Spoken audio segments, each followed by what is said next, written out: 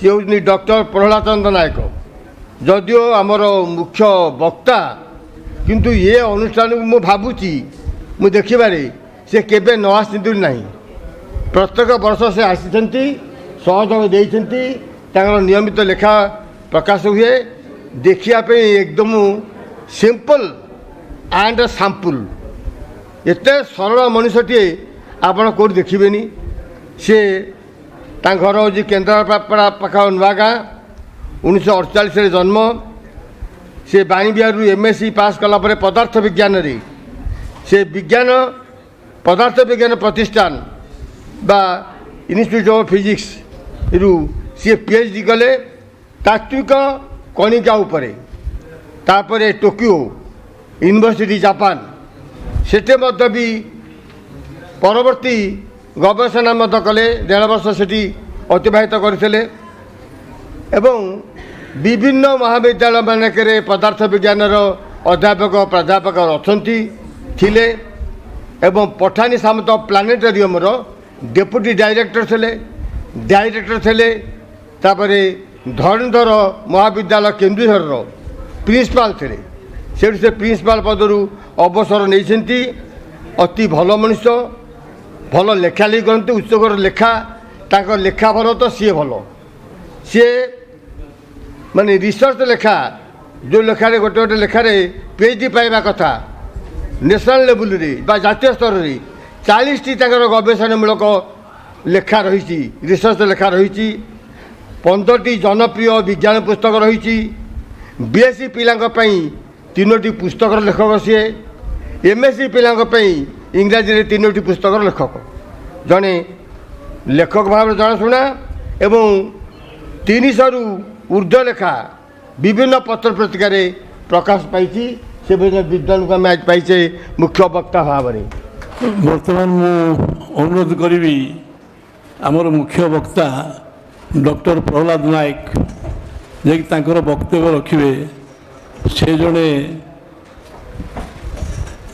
गवेषक एकनिष्ठ गवेषक निष्ठापर गवेषक एवं तांकर गवेषणा प्रशंसा तो बहुत जगह होती किंतु गोटे कथा से सब स्लाइड आनी दुखर कथा से स्लाइड कौन देखे हम ना से मत कहले तेणु अनुरोध करी जे समस्त बुझला भाया सी बुझे से बहुत बुझे दे पारे सब तेणु आप स्लाइड देखा वंचित हो गले आम से लास्ट को रखिलु जे से स्लाइड आनी तेणु स्लाइड गुड़िक देखेबे क्योंकि टेक्निकल डिफिकल्टी जो आम स्लाइड गुड़िक काम करना उपस्थित श्रोतृमंडली एवं मंचासीन विशिष्ट अतिथि मान समस्त प्रथम प्रणाम जनाऊँ सम्माननीय सभापति महोदय मंचासीन वयोज्येष्ठ ए परिवार मुख्य मेजर प्रोफेसर क्षीरोद प्रसाद महांती मंचासीन मुख्य अतिथि श्रीजुक्त सतपथी महोदय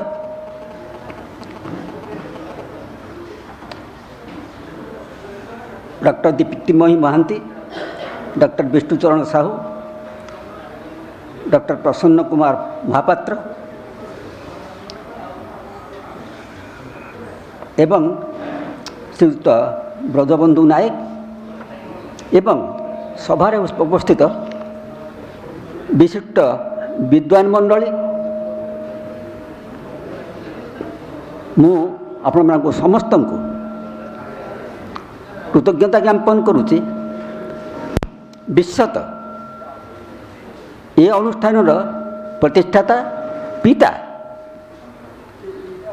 अध्यापक प्रमोद चंद्र दास महोदय को से मते आज आपण सहित ये मुख्य अतिथि भावे विपद कथा सुजोग देइछन्ति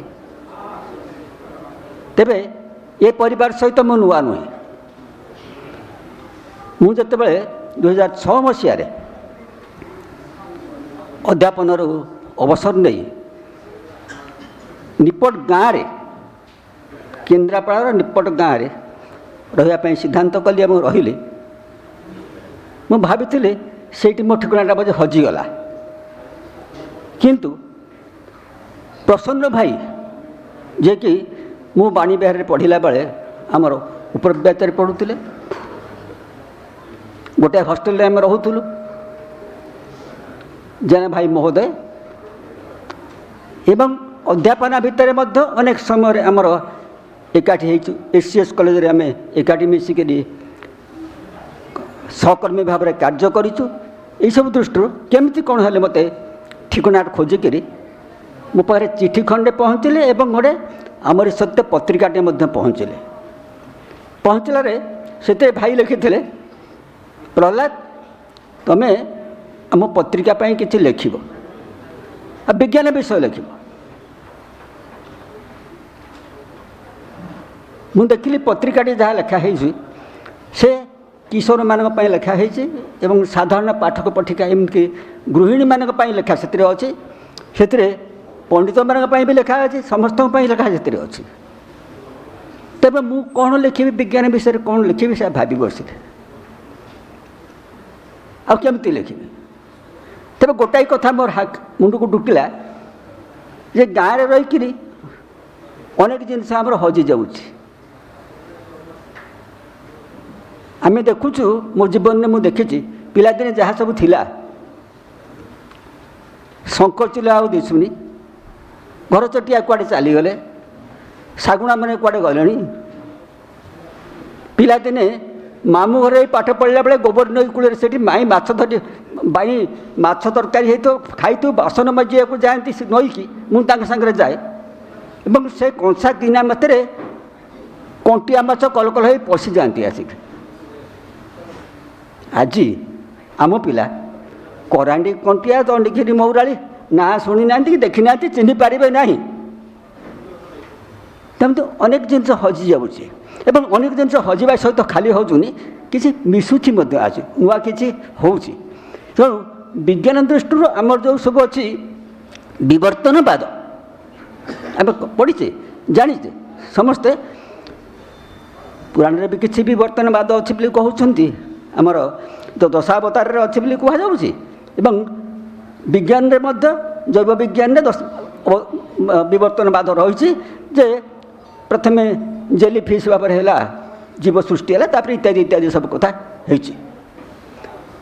ଏଇଟା ବହୁତ ଲଙ୍ଗ ସ୍କେଲର ଘଟଣା, ହଜାର ହଜାର ବର୍ଷ, ଲକ୍ଷ ଲକ୍ଷ ବର୍ଷ ଲାଗିକିରି ଏସବୁ ହେଇଛି। କିନ୍ତୁ ଆମରି ଜୀବନ କାଳ ଭିତରେ, ମୋ ଜୀବନ ଭିତରେ 50, 60, 70 ବର୍ଷ ଭିତରେ ଅନେକ ଜିନିଷ ହଜିଗଲାଣି। ଆଉ ପ୍ରଥମ ହଜିବା ଜିନିଷଟା ମୋ ଆଖିରେ ପଡ଼ିଲା ଲେଖନଟିଏ।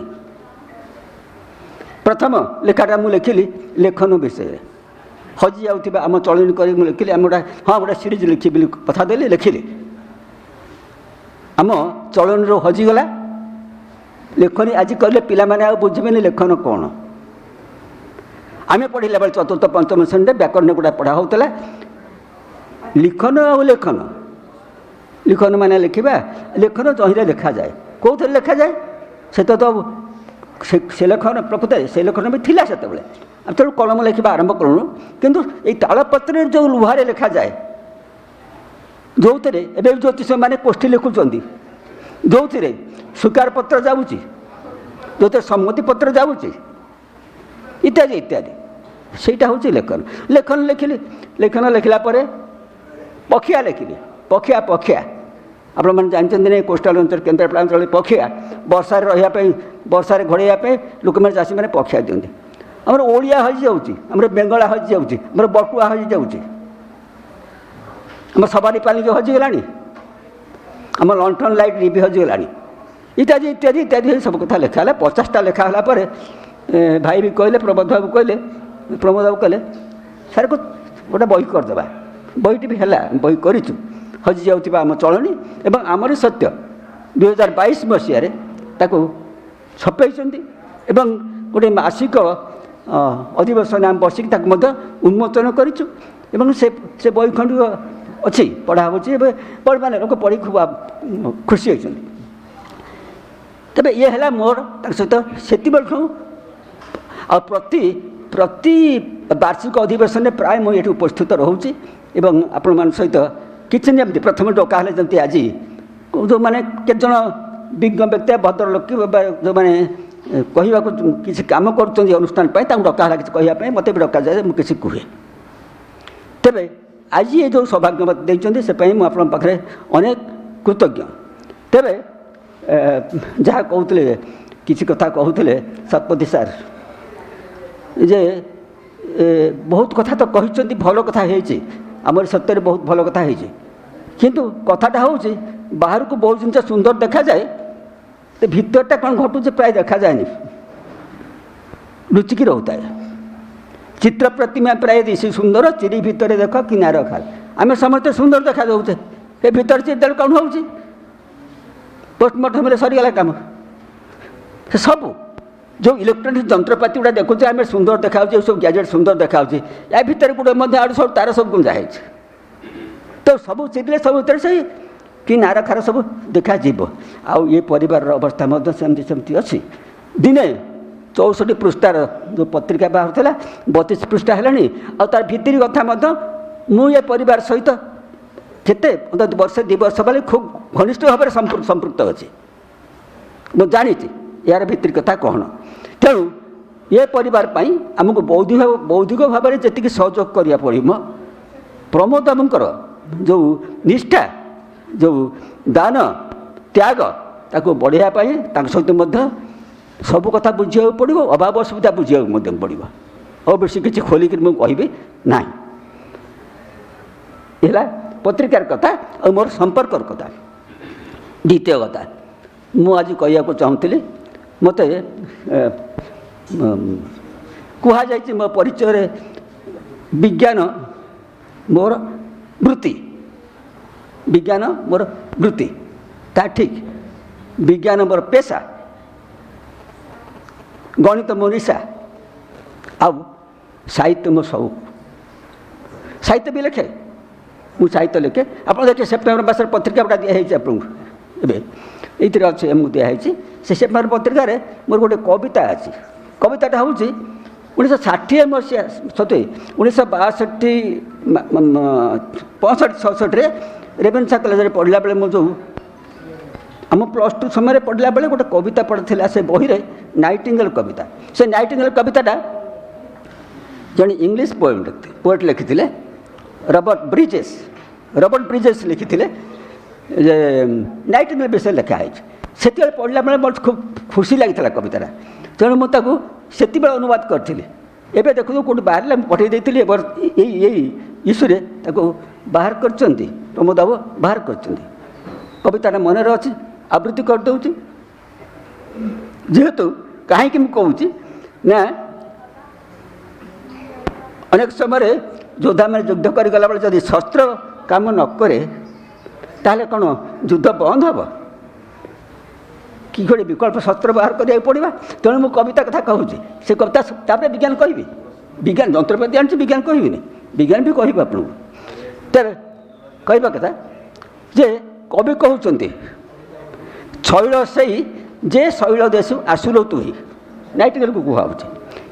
ଝରଣା ତାହାର ଶୁଭ୍ର ମନୋହର ଫଳଭରା ଭୂମି ଯାଉଛି ବହି, ଧନ୍ୟ ତୋର ସେ ରମ୍ୟ ମନ ଭ୍ରମିବାକୁ ଚାହିଁ ଜାଗେ ମନ, କୁସୁମ କାନ୍ତିର ଚିର ସମାହାରେ ହଜାଇ ଦେବାକୁ ନିଶିଦିନ ଦିନ ରାତି ତୋ ସାଙ୍ଗରେ ସେଇ ବଣରେ ଯେଉଁଠି ତୁ ବୁଲୁଛୁ ଗାଉଛୁ ନାଇଟିଙ୍ଗେଲ୍, ସେ ନାଇଟିଙ୍ଗେଲ୍ଟା ଆମର ଯେଉଁ ବୁଲବୁଲ, ସେ ବୁଲବୁଲ ନୁହେଁ। ସେ ନାଇଟିଙ୍ଗେଲ୍ ଯେ ଇଂଲିଶ ଦେଶରେ ଅଛି, ସ୍କଟଲାଣ୍ଡ ପଟନା ଅଛି, ଯେଉଁଟାକ ପାହାଡ଼ ପର୍ବତରେ ସମୁଦ୍ର ଆଡ଼େ ସବୁ ଡିଆଁ ମାରୁଛନ୍ତି, ସେଟା ଆମ ଏ ବୁଲବୁଲ, ଆମ ଚଢ଼େଇ ନୁହେଁ। ତେବେ ଚଢ଼େଇ କ'ଣ କହୁଛି? ଭ୍ରାନ୍ତ ଧାରଣା ଖାଲି ଉଷର ସଗିରି ଶୁଷ୍କ ତାଜର ହୃଦୟତା ତପ୍ତ ବାଲି, ସଙ୍ଗୀତ ଯାହା କହିଥାଅ ତୁମେ ସେ ଶୁଣେ ଆମର ସ୍ୱପ୍ନର ଭୂମି, ଆହତ ଆଶାର ସ୍ୱର, ହୃଦ ଜଳାଏ ଦୁଃଖର ଝଡ଼, କାମନା ନିଗଡ଼େ ସ୍ୱପ୍ନର ବାଳ, ସରିବନି କେବେ ଚିରଦିନ ଆମେ ମର୍ମ ବିଦାରୀ ଦୀର୍ଘ କଙ୍ଗନାନ୍ତୁର। ନିଶିଥରେ ନୈରାଶ୍ୟରେ ନିର୍ଜନ ପହରେ ଢାଳୁ ଆମ ନୈଶ ଗୁପ୍ତ ଗାଥା ମାନବର କର୍ଣ୍ଣର କୁହରେ, ଧୀରେ ଯଦି ଅପସରି ଯାଏନି ସେଥିନି ଆମେ କିନ୍ତୁ ଆମର ସେ ସ୍ୱପ୍ନରେ ମଜୁ, ଯଦି ଦିବସର ଅଗଣିତ ମିଳିତ ସଙ୍ଗୀତ ଉଦ୍ବୋଧିତ କରେ ଗାଇ ଉଷା ଆଗମନୀ। ତେଣୁ ଇଏ ହେଲା କବିତା। କିନ୍ତୁ ସେ କବିତା କଥା ମୁଁ କହିବିନି, ସେଠି ଛାଡ଼ି ଦିଅନ୍ତୁ। ଇଏ ହେଉଛି ଆମର ସମ୍ପର୍କ। ଏବଂ ଆପଣଙ୍କୁ କିଛି କହିବା କଥା କବିତା କଥା ମୁଁ କହୁଛି, କିନ୍ତୁ ତାପରେ ମୁଁ କହୁଛି ଯେ ମୁଁ କିଛି ଯନ୍ତ୍ରପାତି ଏଠି ଆଣିଛି, ଆପଣ ଦେଖାଇବାର ଥିଲା। କିଛି ଯନ୍ତ୍ରପାତି ଏଠି ମୁଁ ଆଣିଛି ଏବଂ ମୁଁ କହିବାକୁ ଆସିଥିଲି ସାମନ୍ତ ଚନ୍ଦ୍ରଶେଖରଙ୍କ ବିଷୟରେ। କେତେ ଆମେ ଜାଣୁ, ସାମନ୍ତଙ୍କୁ ଆମେ କେତେ ଜାଣୁ? ଆପଣମାନେ ସମସ୍ତେ କହିବେ ହଁ ସାମନ୍ତଙ୍କୁ ଆମେ ସମସ୍ତେ ଜାଣିଛୁ, ଭଲ କରି ଜାଣିଛୁ, ସାମନ୍ତଙ୍କୁ ଜାଣିଛୁ। ଠିକ୍ ଅଛି, ଆପଣ ଜାଣିଛନ୍ତି। ତେବେ ସାମନ୍ତଙ୍କ ପୁରା ନାଁଟା କିଛି କହିପାରିବେ କି? ଆପଣଙ୍କୁ ପଚାରୁନି, ମୁଁ ଏ କଥାଟା ଅନେକ ସମୟରେ ସ୍କୁଲରେ ପିଲାଙ୍କୁ ପଚାରେ, ଆରେ ଛୁଆମାନେ ବସିଛ ତ, ସାମନ୍ତଙ୍କ ପୁରା ନାଁଟା କେଉଁଠି? ତ ପିଲାମାନେ କହନ୍ତି ସାମନ୍ତ ଚନ୍ଦ୍ରଶେଖର ସିଂହ ମହାପାତ୍ର। ବହିରେ ଲେଖାହେଇଛି। ତୃତୀୟ ଶ୍ରେଣୀରେ ତୁଳସୀ 2 ପତ୍ରରୁ ବାସେ ଗୋଟିଏ ଲେଖା ପିଲାମାନଙ୍କୁ ପଢ଼ା ହେଉଛି, ସାହିତ୍ୟ ବହିରେ ପଢ଼ା ହେଉଛି। ଆଉ ଏଇଟା ମଧ୍ୟ ଆମ ପିଲାଦିନେ ଆମେ ପଢ଼ୁଥିଲୁ। ଭାଇ ମନେ ପଡ଼ନ୍ତୁ, ପ୍ରସନ୍ନ ଭାଇ ମନେ କରନ୍ତୁ, ବା ସେଇ ସମୟରେ ଏଇଟା ବହୁତ ବର୍ଷ ଧରି ପିଲାମାନଙ୍କୁ ପଢ଼ା ହେଇ ଆସୁଛି। ଏବଂ ସେଥିରେ ଥାଏ କ'ଣ, ହବ ପୁରା ନାଁ ସାମନ୍ତଙ୍କର ସେଠି କେଉଁଠି ନଥିଲା, ଲେଖା ହେଉଥିଲା ପଠାଣି ସାମନ୍ତ ଲେଖା ହେଉଥିଲା, ସାମନ୍ତ ଲେଖା ହେଉଥିଲା। କିନ୍ତୁ ଆଜି ଏଇ ଯେଉଁ ନାଁ ଲେଖା ହେଇଛି, ଏ ନାଁଟା ମୁଁ ଆପଣଙ୍କୁ କହିବାକୁ ଚାହୁଁଛି ଯେ ସେଇ ଲେଖାରେ ଅନେକ ଭୁଲ ମଧ୍ୟ ଥିଲା। 2019 ମସିହାରେ 2019 ମସିହାଟା ହେଇଥିଲା ସିଦ୍ଧାନ୍ତ ଦର୍ପଣ ରଚନାର 150 ବର୍ଷ। ସେଇ ବର୍ଷ ଜୁଲାଇ ପ୍ରଥମ ସପ୍ତାହରେ ମୁଁ ସମ୍ବାଦରେ ଗୋଟେ ଲେଖିଥିଲି, ସିଦ୍ଧାନ୍ତ ଦର୍ପଣ 150 ବର୍ଷ କେମିତି ପାଳନ କରିବା, କ'ଣ କରିବା। ତାକୁ କେହି କିଛି ଶୁଣାଶୁଣି କଲେନି, କିଛି କଲେ ନାହିଁ। ତେଣୁ ଆଉ ଥରେ ମୁଁ ସାମନ୍ତଙ୍କ ଜନ୍ମ ତାରିଖ ଡିସେମ୍ବର 13 ତାରିଖ 2019 ମସିହାରେ ସେଇ ସମ୍ବାଦପତ୍ରରେ ଆଉ ଲେଖିଥିଲି ଗୋଟେ ଲେଖା ଯେ ସାମନ୍ତଙ୍କୁ ଆମେ କେତେ ଜାଣୁ। ଅଜଣା କଥାଟା କ'ଣ ସାମନ୍ତଙ୍କ ବିଷୟରେ? ସେଇ ଯେଉଁ କଥାଟା ଅଜଣା କଥା, ଯେଉଁ ନାଁଟା ଯେଉଁ ଦିଆହେଇଛି that is not the correct name. ସାମନ୍ତଙ୍କ ପୁରା ନାଁଟା ହେଉଛି, ଯଦି କିଏ ସ୍କୁଲ ପିଲା ଥାଆନ୍ତି ଦୟାକରି ଶୁଣନ୍ତୁ, ସାମନ୍ତଙ୍କ ପୁରା ନାଁଟା ଲମ୍ବା ନା, ମହାମହୋପାଧ୍ୟାୟ ଚନ୍ଦ୍ରଶେଖର ସିଂହ ସାମନ୍ତ ହରିଚନ୍ଦନ ମହାପାତ୍ର। ଆଉ ଥରେ ମୁଁ କହିଦେଉଛି, ମହାମହୋପାଧ୍ୟାୟ ଚନ୍ଦ୍ରଶେଖର ସିଂହ ସାମନ୍ତ ହରିଚନ୍ଦନ ମହାପାତ୍ର। ମହାମହୋପାଧ୍ୟାୟଟା ହେଉଛି 1893 ମସିହାରେ ସାମନ୍ତଙ୍କୁ ଦିଆଯାଇଥିବା ଉପାଧି, ବ୍ରିଟିଶ ସରକାର ଦେଇଥିଲେ। ଆଉ ହରିଚନ୍ଦନ ମହାପାତ୍ରଟା ହେଉଛି ସାମନ୍ତଙ୍କ ପାଇଁ ଆଉ ଗୋଟେ ଉପାଧି, ଯାହାକୁ ପୁରୀର ଗଜପତି ରାଜା ହୁଏତ 1860ରୁ 70 ମସିହା ଭିତରେ, ଯଦ୍ଦୂର ସମ୍ଭବ 1866 ମସିହାରେ ତାଙ୍କୁ ଦେଇଥିଲେ। ଏବଂ ତା ସହିତ ଅନେକ ଜିନିଷ ଉପଢକନ ଦେଇଥିଲେ, ଯାହାକୁ ନେଇକି କୁହାହେଇଥିଲା, ଅନୁମତି ଦିଆହେଇଥିଲା, ମାନେ ତମ୍ବାପତିଆ ଲେଖା ଦିଆହେଇଥିଲା ଯେ ୟାକୁ ଧରିକି ସାମନ୍ତ ନିଜେ ଚାହିଁଲେ ଜଗନ୍ନାଥ ପାଖକୁ ପ୍ରବେଶ କରିପାରିବେ ସବୁ। ତେବେ ଦୁଇଟା ଉପାଧି, ଆଉ ମଝିରେ ରହିଲା ଚନ୍ଦ୍ରଶେଖର ସିଂହ ହେଉଛି ତାଙ୍କର ପ୍ରକୃତ ନାଁ। ଆଉ ଯେହେତୁ ସେ ଖଣ୍ଡପଡ଼ା ରାଜବଂଶରେ ଜନ୍ମଗ୍ରହଣ କରିଥିଲେ, ତେଣୁ ସାମନ୍ତଟା ହେଉଛି ଯେଉଁ ରାଜା ଯିଏ ନହେଲା ତାଙ୍କର ପୁରୁଷ ଲୋକଙ୍କ ସହିତ ଲାଗିବ ସାମନ୍ତ। ତେଣୁ ଏବେ ମଧ୍ୟ ଚନ୍ଦ୍ରଶେଖରଙ୍କର ଯେଉଁମାନେ ସବୁ ବଂଶଧର ଅଛନ୍ତି, ଯେ ତାଙ୍କ ନାତି ଯିଏ ଥିଲେ, ତାଙ୍କ ପୁଅ ଯିଏ ଥିଲେ, ଏବେ ଯେଉଁ ଅନାତି ଅଛନ୍ତି, ସମସ୍ତଙ୍କର ସାଙ୍ଗେ ହେଉଛି ସିଂ ସାମନ୍ତ। ନାରାୟଣ ପ୍ରସାଦ ସିଂ ସାମନ୍ତ ଜଣେ ଅଛନ୍ତି, ସେ ହେଉଛନ୍ତି ଆଇନଜୀବୀ। ମହେଶ ପ୍ରସାଦ ସିଂ ସାମନ୍ତ ଆଉ ଜଣେ ଥିଲେ, ସେ ଚାଲିଗଲେଣି, ସେ ଆକାଉଣ୍ଟାଣ୍ଟ ଥିଲେ, ଇତ୍ୟାଦି ସବୁ ସାରା। ତେଣୁ ଏଇଟା ହେଲା ପୁରା ନାଁ। ଆଉ ଗୋଟେ କଥା ହେଉଛି, ନାଁଟା ଆମେ କିନ୍ତୁ ଭୁଲ ଜାଣୁ, ଅନେକ ସମୟରେ ଠିକ୍ କରି ଜାଣୁନା, ଯେ ନାଁ ସହିତ ଅନେକ ସମୟରେ ଆପଣ ଆଉ ଗୋଟେ ନାଁ ବି ଅଛି, ପଠାଣି ସାମନ୍ତ। ତ ସିଏ ପୁଣି କିଏ? ଏକା ମଣିଷ ନା ଦୁଇଟା ମଣିଷ? ବେଳେବେଳେ କ'ଣ ହୁଏ କି, ଇଭିନ୍ ବୁଦ୍ଧିଜୀବୀ ମଧ୍ୟ ଦୁଇଟାଙ୍କ ନାଁ ମିଶାଇ ଦିଅନ୍ତି, ପଠାଣି ସାମନ୍ତ ଚନ୍ଦ୍ରଶେଖର। ଏମିତିକି ଆପଣ ଦେଖିବେ, ଯେବେ ଯିବେ କେବେ ଖଣ୍ଡପଡ଼ା ଯିବେ, ମୁଁ ଯାଇଥିଲି, ଏବେ ଯାଇନି, 10-15 ବର୍ଷ ଯାଇଥିଲି, ଦେଖିଥିଲି ଖଣ୍ଡପଡ଼ାରେ ଯେଉଁ ସଂଗ୍ରହାଳୟ ଗୋଟେ କରିଛନ୍ତି, ଖଣ୍ଡପଡ଼ାରେ ସାମନ୍ତଙ୍କ ନାଁରେ ଗୋଟେ ସଂଗ୍ରହାଳୟ ବା ମ୍ୟୁଜିୟମ୍ଟେ କରିଛନ୍ତି। ସେ ମ୍ୟୁଜିୟମ୍ର ନାଁ ଲେଖା ହେଇଛି ପଠାଣି ସାମନ୍ତ ଚନ୍ଦ୍ରଶେଖର ସଂଗ୍ରହାଳୟ। ମୁଁ କହିଲି ଆରେ ଇଏ କଥା କ'ଣ ହେଲା ପଠାଣି ସାମନ୍ତ କ'ଣ ଦୁଇଟା ମିଶିଗଲା ତେବେ ସେ ପଠାଣି ନାଁଟା କ'ଣ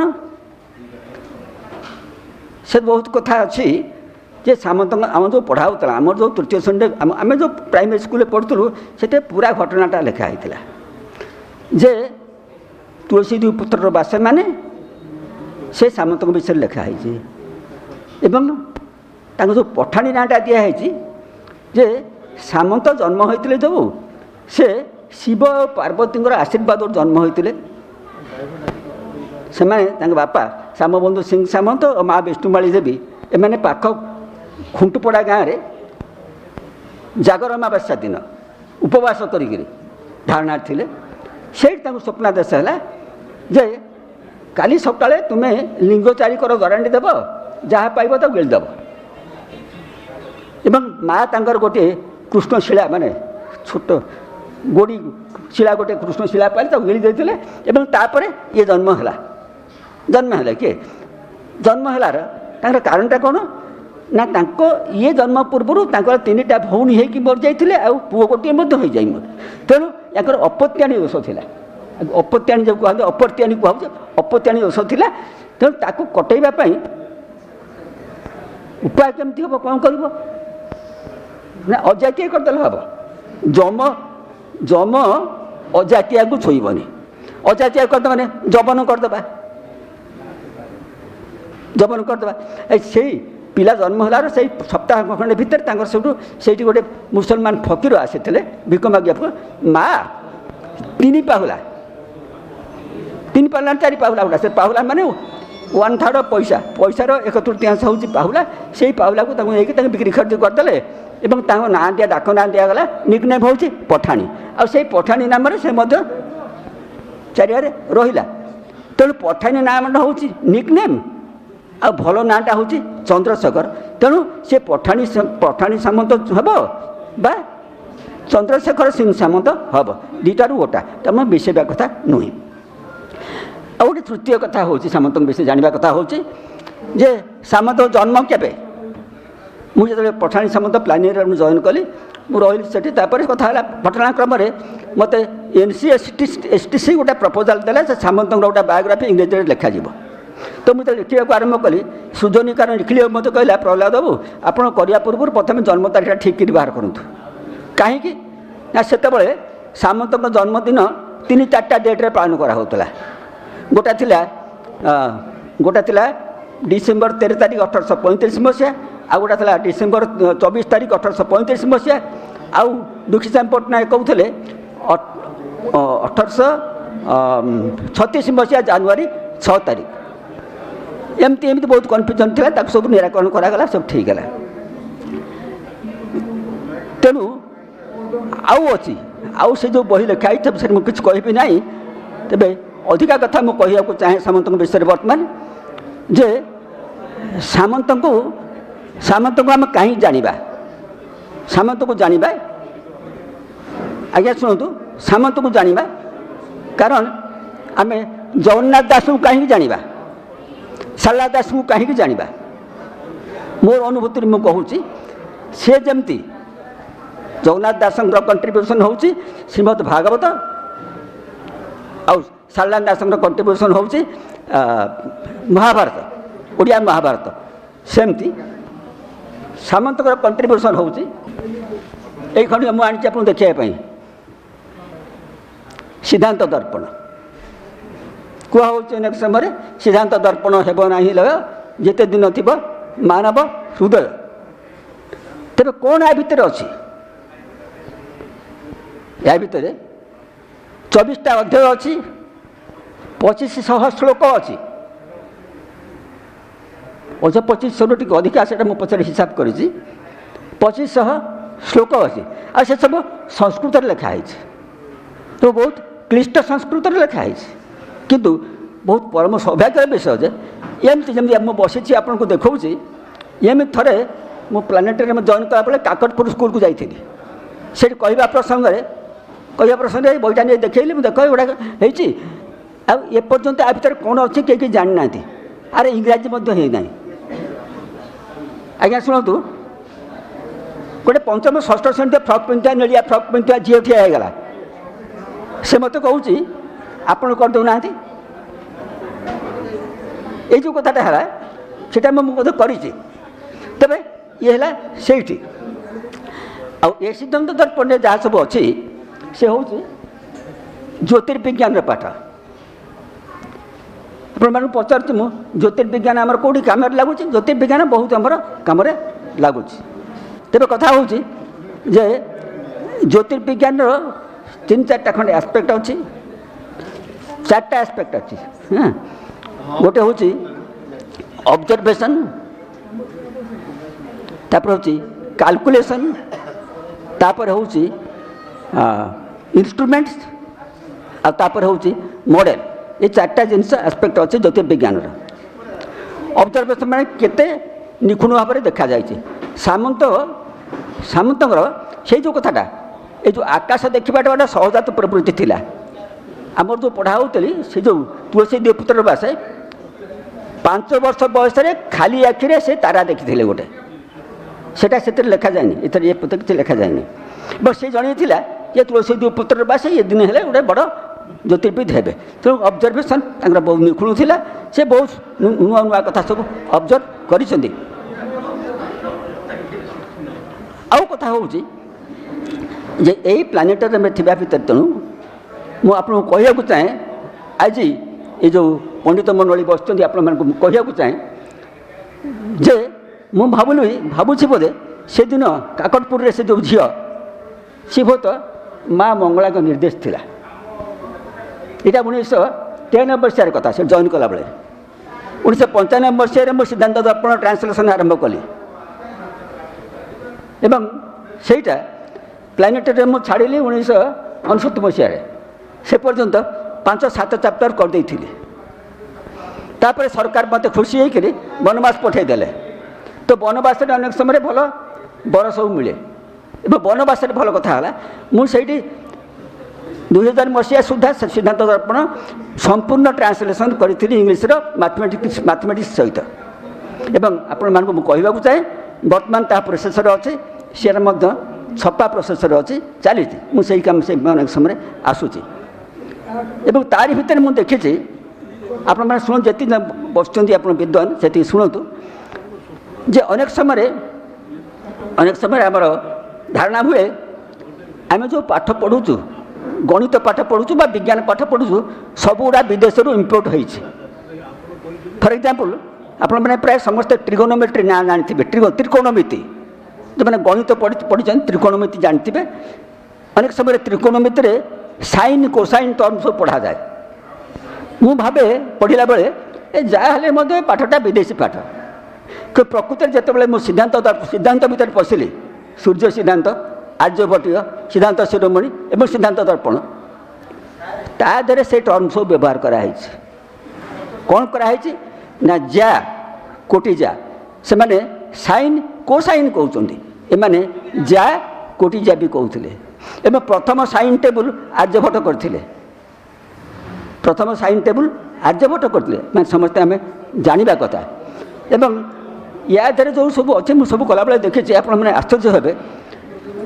ୟା ଦେହରେ ହଜାର ହଜାର ସଂଖ୍ୟା ଦିଆହେଇଛି, ଯେଉଁ ଡାଟା ସାଇନ୍ ଦିଆହେଇଛି, ୟା ପଛରେ ଅଛି ହଜାର ହଜାର ସଂଖ୍ୟା ସବୁ ବାହାର କରାହେଇଛି। କେମିତି ବାହାର କରାହେଇଛି? ସେ ସମୟରେ ଖଡ଼ି ଗୋଟାଳିରେ ମାଟିରେ କଷିକି ବାହାର କରିଛନ୍ତି। ମୁଁ ତାକୁ 10 ଡିଜିଟ୍ କାଲକୁଲେଟରରେ ବାହାର କରିଛି ଏବଂ 0.45 ପ୍ଲେସ୍ ପର୍ଯ୍ୟନ୍ତ ସବୁ correct. There is no mistake at all. କେମିତି କରାହେଲା ମୋତେ ଆଶ୍ଚର୍ଯ୍ୟ ଲାଗେ। ସେମାନେ ଆମେ ସବୁ ଅନ୍ତତଃ ବୁଝିବା କଥା। ସେଇପାଇଁ ମୁଁ କହେ ଏ ଜାତି ଯେମିତି ପୂଜା କରୁଛି, ଭାଗବତକୁ ପୂଜା କରୁଛି, ମହାଭାରତକୁ ପୂଜା କରୁଛି, ଆକୁ ମଧ୍ୟ ପୂଜା କରିବା କଥା। ଆଉ ଗୋଟିଏ କଥା କହିବେ ଭାଇ, ନାଇଁ ଟିକେ ଆପଣ ଶୁଣନ୍ତୁ। ଆଉ ଗୋଟିଏ କଥା ଅଛି ଯେ ସାମନ୍ତ 2 ଖଣ୍ଡ କାଠିରେ ଆକାଶ ମାପୁଥିଲେ। ସେ କାଠି 2 ଖଣ୍ଡ କ'ଣ? ସେ କାଠିଟି ଏଇଠି ସାମନ୍ତଙ୍କର ଲେଖା ହେଇଛି, ବହିରେ ଭୁଲ ଲେଖା ହେଇଛି। ସେ ମାନଯନ୍ତ୍ର ବାହାର କରିଥିଲେ, ସେ ମାନଯନ୍ତ୍ର ପାଇଁ ସେ ତାଙ୍କୁ ମହାମହାପଦ ଉପାଧ ଦିଆହେଇଥିଲା। ସେଟା ସବୁ ଭୁଲ କଥା ଲେଖା ହେଇଛି, ସେଗୁଡ଼ାକୁ ନୁହେଁ। ତାଙ୍କୁ ମହାମହାପଦ ଉପାଧ ଦିଆଯାଇଥିଲା ସାମଗ୍ରିକ କୃତି ପାଇଁ, ମାନଯନ୍ତ୍ର ପାଇଁ ନୁହେଁ। ମାନଯନ୍ତ୍ର ତାଙ୍କ ସାଧନାର ସାଧନ ମାତ୍ର ଥିଲା। It's a very multipurpose instrument ଏଟାକୁ ଏମିତି କରାଯିବ, ଏମିତି ଟି ଭଳି କରାଯିବ। ଇଏ ସେଇ କାଉଁରୀ କାଠି, ଏଇ ଦୁଇ ଖଣ୍ଡ କାଠି, ଏଥିରେ ସମୟ ମପା ଯାଇପାରିବ। ଏଥିରେ ଗଛ ପର୍ବତ, ଯେଉଁ ପର୍ବତ ପଚାରିଥିଲା କୁକ୍ ସାର୍ ପଚାରିଥିଲା କଟକରୁ ସପ୍ତଶଯ୍ୟ ପର୍ବତର ଉଚ୍ଚତା କେତେ, ସେ ଏଇ ଯନ୍ତ୍ରରେ ବାହାରିଥିଲା। ଆଉ ତାରାମାନଙ୍କ ଦୂରତା କେତେ ଇତ୍ୟାଦି ଇତ୍ୟାଦି ଏହିସବୁ ଯନ୍ତ୍ରରେ ହେବ। ତେଣୁ ଅନ୍ତତଃ ଆପଣମାନେ ଦେଖିଥାନ୍ତୁ, ଯେଉଁମାନେ ସାର୍ମାନେ ଅଛନ୍ତି ଏବଂ ପିଲା ତ ପଳେଇଲେ, ତେଣୁ ଏଇ ହେଉଛି ସେଇ ଦୁଇଟା କାଉଁରୀ କାଠି ଦୁଇ ଖଣ୍ଡ। ଏଇ କାଉଁରୀ କାଠିରେ ସେ ଆକାଶ ଆଉ ପର୍ବତ ମାପୁଥିଲେ। ଖାଲି ସେତିକି ନୁହେଁ, ଆଉ ମୁଁ ଦେଖେଇବି ନାହିଁ, ଏତେ ଯନ୍ତ୍ର, ତାଙ୍କ ଯନ୍ତ୍ର ସବୁ ତିଆରି ହେଇଥିଲା। ପ୍ଲାନେଟୋରିୟମ୍ ଥିଲାବେଳେ ବିଜ୍ଞାନ ଏକାଡେମୀ କରିଥିଲା ଯନ୍ତ୍ର, ଏ ଯନ୍ତ୍ର ବାକ୍ସ ଅଛି।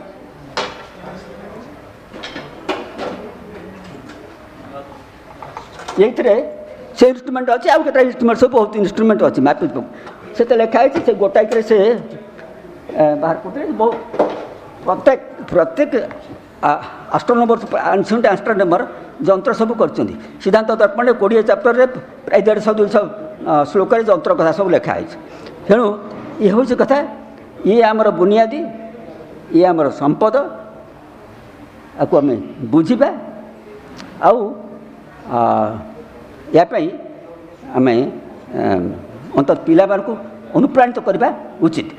ଆଉ ପଣ୍ଡିତ ରମାକାନ୍ତ ମିଶ୍ର ବସିଛନ୍ତି ମହୋଦୟ, ତାଙ୍କ ପାଇଁ ମୁଁ ଅନୁରୋଧ କରିବି ଯେ ସାମନ୍ତ ଚନ୍ଦ୍ରଶେଖର ସିଦ୍ଧାନ୍ତ ଦର୍ପଣରେ ଖାଲି ଗଣିତ ଲେଖି ନାହାନ୍ତି, ତାରେ ସୁନ୍ଦର ସୁନ୍ଦର ଭକ୍ତି ଶ୍ଲୋକ ଲେଖା ହେଇଛି। ସୁନ୍ଦର ସୁନ୍ଦର ଭକ୍ତି ଶ୍ଲୋକ। ନବ୍ୟାଦ୍ରି ଭ୍ରମର ପ୍ରଭାକର ସୁତା ପାଥ ପ୍ରଫୁଲ୍ଲ ଉତ୍ପଳ ପ୍ରୟଂଶୁ କଳଙ୍କ କଜ୍ଜଳ ମହାନୀଳାସ୍ମ ନୀଳୋଜ୍ଜଳ ସମ୍ପା ଚମ୍ପକ କୁଙ୍କୁମ ତମି ଚାମିକରା ଭାସ୍ୱର କୃଷ୍ଣ ସଶ୍ରୁତି ସର୍କା ଧୋଦନିତଂ ବୃଷ୍ଣାନ୍ତୁ ତୃଷ୍ଣାଙ୍ଗ ମମ। ଏମିତି ବହୁ ଶ୍ଲୋକ ଅଛି, ମୁଁ ଆଉ ସେଗୁଡ଼ା କହିପାରିବି ନାହିଁ। ସେସବୁ କହିବି ସାମନ୍ତଙ୍କ ବିଷୟରେ ଗୋଟିଏ କଥା। ସାମନ୍ତଙ୍କର ଗୋଟାଏ କଥା ଅଛି, ସାମନ୍ତ କହୁଥିଲେ ପୃଥିବୀ ସ୍ଥିର।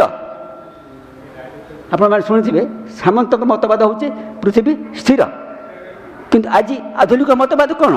ପୃଥିବୀ ସ୍ଥିର ନୁହେଁ, ପୃଥିବୀ ଭ୍ରାମ୍ୟମାଣ, ସୂର୍ଯ୍ୟ ଚାରିକଡ଼ରେ ବୁଲୁଛି। ଏ କଥା ଯୋଗେଶ ଚନ୍ଦ୍ର ସେଟା ସମୟ ହେଲାନ୍ତି କହିବାକୁ, ବା କାମ କଲାନି ପାୱାର ପଏଣ୍ଟ। ତେବେ ତାଙ୍କୁ ଯୋଗେଶ ଚନ୍ଦ୍ର ରାୟ, ଯାହାଙ୍କ ଯୋଗୁଁ ସିଦ୍ଧାନ୍ତ ଦର୍ପଣ ଛପା ହେଲା, ସିଏ ତାଙ୍କୁ ବୁଝାଇଲେ ଯେ ପୃଥିବୀ ସ୍ଥିର ନୁହେଁ ଇତ୍ୟାଦି ଇତ୍ୟାଦି। ସେ ପାଇଁ 17 ଅଧ୍ୟାୟରେ 17 ପ୍ରକାଶରେ ପ୍ରାୟ 150-200 ଶ୍ଲୋକ ଲେଖିକରି ସେ ସବୁ ମତ ଖଣ୍ଡନ କଲେ। ଅବଶ୍ୟ ମୁଁ ତାପରେ ତାକୁ ଇଂରାଜୀ କଲାବେଳେ ଦେଖିଛି, ସାମନ୍ତଙ୍କ ଯୁକ୍ତିରେ ଫ୍ଲ ଅଛି, ଦେ ଆର୍ ନଟ୍ ସାଉଣ୍ଡ। ପୃଥିବୀ ସ୍ଥିର ନୁହେଁ, କିନ୍ତୁ ତାଙ୍କର ନୂଆ କଥାଟା ହେଉଛି ଯେ ପୃଥିବୀ ସ୍ଥିର, ସୂର୍ଯ୍ୟ ପୃଥିବୀ ଚାରିକଡ଼ରେ ବୁଲୁଛି, କିନ୍ତୁ 5ଟା ଗ୍ରହ ସୂର୍ଯ୍ୟ ଚାରିକଡ଼ରେ ବୁଲୁଛନ୍ତି, ତାଙ୍କୁ ନେଇ ପୃଥିବୀ ଚାରିକଡ଼ରେ ସୂର୍ଯ୍ୟ ବୁଲୁଛି। ସେଇପାଇଁ ତାଙ୍କୁ ଭାରତର ଟାଇକୋ ବ୍ରାହେ କୁହାଯାଏ। ଟାଇକୋ ବ୍ରାହେ ଜଣେ ଡେନମାର୍କର ଫେମସ୍ ୟୁରୋପିଆନ୍ ଆଷ୍ଟ୍ରୋନମର ଥିଲେ, ତାଙ୍କୁ ଟାଇକୋ ଅଫ୍ ଇଣ୍ଡିଆ କୁହାଯାଏ। ସେଥିପାଇଁ 1869 ସିଦ୍ଧାନ୍ତ ଦର୍ପଣ ଛପା ହେଲା ପରେ ନେଚର ଆଉ ନଲେଜରେ ବହୁତ କଥା ବାହାରିଥିଲେ, ଇତ୍ୟାଦି ଇତ୍ୟାଦି ବହୁତ କଥା ସେ ଅଛି।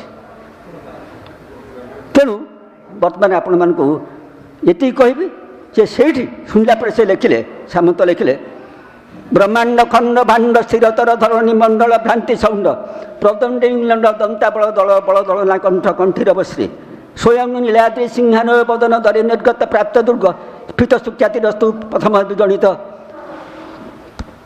ସ୍କନ୍ଧ ସାହାର ପ୍ରବନ୍ଧ। ଯେ ମୁଁ ମାନିବି ନାହିଁ ଇଂଲଣ୍ଡୀୟ ହସ୍ତିମାନେ ଯାହା କହୁଛନ୍ତି, ତାକୁ ଏଇ ଯେଉଁ ନୀଳାଦ୍ରି ସିଂହ ତାଙ୍କର ଯେଉଁ ବଂଶ, ସେଥିରୁ ତାଙ୍କ ମୁହଁରୁ ଯେଉଁ ବାହାରିଛି ସିଦ୍ଧାନ୍ତ ଦର୍ପଣ, ତାକୁ ସବୁ ଖଣ୍ଡନ କରିଦେବ। ଇଏ ହେଲା ସେତେବେଳର ଦର୍ପ। ଆଉ ଖାଲି କହିବି ଯେ ଆପଣମାନେ ପଚାରି ପାରନ୍ତି ତାଙ୍କର ରିଲେଭାନ୍ସ କ'ଣ, ଆଜି କାହିଁକି ତାଙ୍କୁ ପଢ଼ିବା କ'ଣ ଦରକାର ଅଛି, ଆଜିକାଲି ଇଣ୍ଟରନେଟ୍ ଯୁଗରେ କ'ଣ ଅଛି, କାହିଁକିନା ଏଥିରୁ ଆମକୁ ପ୍ରେରଣା ଦେଉଛି।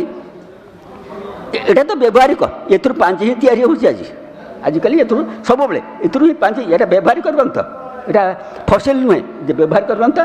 ଦ୍ୱିତୀୟ କଥା ହେଉଛି ସେଇ ଯେଉଁ ବୌଦ୍ଧିକ ସାହସ ଧରି ସେ କହିଲେ ବ୍ରହ୍ମାଣ୍ଡ ଖଣ୍ଡ ବାଣ୍ଡ, ଦୁନିଆରେ ମୁଁ ଯାହା କହୁଛି ତାହା ସ୍ଥିର, ବ୍ରହ୍ମାଣ୍ଡ ଭିତରେ ପୃଥିବୀ ସ୍ଥିର, ଆଉ ସବୁ ବୁଲୁଛନ୍ତି। ଏଇ ଯେଉଁ କଥାଟା କହିଲେ ସେ, ଏବଂ ୟାକୁ ମୁଁ କହୁଛି ଦର୍ପଣ ସହିତ ସବୁ କହୁଛି, ୟାକୁ କେହି ଖଣ୍ଡନ କରିପାରିବେ ନାହିଁ। ଆମର ବୁଦ୍ଧିଜୀବୀ ବୈଜ୍ଞାନିକ ଗୋଷ୍ଠୀ ସେତିକି ଅନ୍ତତଃ ଜାଣିବା, ଅନୁକରଣ କରିବା ଉଚିତ। ଶେଷକୁ ମୁଁ କହିବି ଯେ ପଣ୍ଡିତ ମହାଶୟଙ୍କୁ ଅନୁରୋଧ କରିବି, 23 ଅଧ୍ୟାୟ ସିଦ୍ଧାନ୍ତ ଦର୍ପଣର 23 ଅଧ୍ୟାୟ ହେଉଛି ଜଗନ୍ନାଥ ସ୍ତୁତି। 56ଟା ଶ୍ଲୋକରେ ଜଗନ୍ନାଥ ମନ୍ଦିର ବେଢ଼ା ଅମୁକ ଧମକ ଏମିତି ସବୁ କଥା, ବହୁତ କଥା ସୁନ୍ଦର। ତା ଦଶାବତାର ସ୍ତୋତ୍ର ମଧ୍ୟ ଅଛି।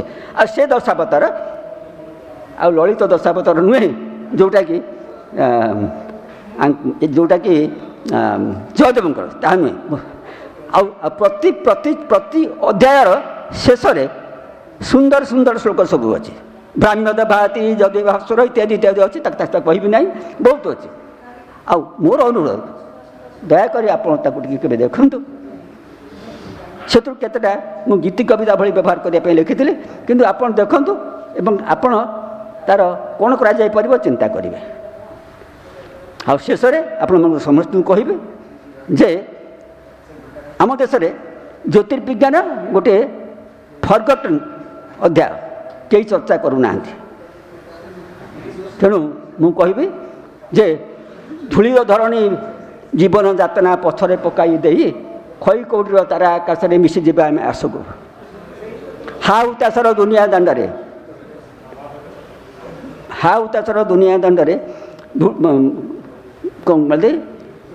ବୁଣିଦେବା ଖାଲି ହସକୁ। ତେଣୁ ଆପଣମାନଙ୍କୁ ଆଉ ଥରେ ଅନୁରୋଧ କରୁଛି, ଯଦି ମୁଁ କେଉଁଠି ଆପଣମାନଙ୍କୁ ବିରକ୍ତ କରିଛି ସେଥିପାଇଁ କ୍ଷମା କରିବେ। ତେଣିକି ଗାଳି ଦେବେ କି ଗାଳି ଦେବେ ସେଇଟା ଆପଣ ବୁଝନ୍ତୁ। ମିଶ୍ର ମହୋଦୟଙ୍କୁ ପ୍ରଣାମ, ସମସ୍ତଙ୍କୁ ଆପଣଙ୍କୁ ଆଉ ଥରେ ପ୍ରଣାମ, ଧନ୍ୟବାଦ।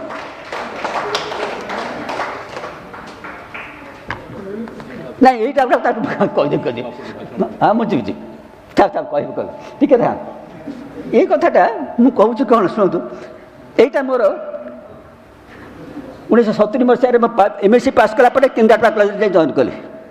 ସେତେବେଳେ ମୋର ଆପଣ ଷ୍ଟାଚର ଫାଚର ଯାହା ଦେଖୁଛନ୍ତି, ଅବସ୍ଥା ଯେମିତି ଦେଖୁଛନ୍ତି, ଏଥିରେ ପ୍ରଥମେ କ୍ଲାସ୍ ମଧ୍ୟ ଦିଆଗଲା। ଗୋଟେ କ୍ଲାସ୍କୁ ଦିଆଗଲା ଏଇ +2 କ୍ଲାସ୍ ବସିଥାନ୍ତି ପିଲାମାନେ, ପୁଅ ଝିଅ ବସିଥାନ୍ତି। ଗୋଟେ ଫୁଲ୍ କ୍ଲାସ୍ 180 ପିଲା ବସିଛନ୍ତି। ଆଗରେ ବୋର୍ଡ଼ଟା ଅଛି, ଇଏଟା ଅଛି, ବ୍ଲାକ୍ବୋର୍ଡ଼ ଅଛି, ତାପରେ ଡାୟାସ୍ ଅଛି। ମୁଁ ଭାବିଲି ଯେ ମୋତେ ଆଉ ଏ ବୋର୍ଡ଼ରେ ହାତ ପାଇବ ନାହିଁ। ତେଣୁ ମୁଁ ଚକ୍ ବ୍ୟବହାର ନ କରିକି ସେ ଗୋଟାଏ କ୍ଲାସ୍ ଚଲେଇଦେଲି। ଯାହା ଆଜି ଆପଣଙ୍କ ପାଖରେ ଏଇଠି କଲି।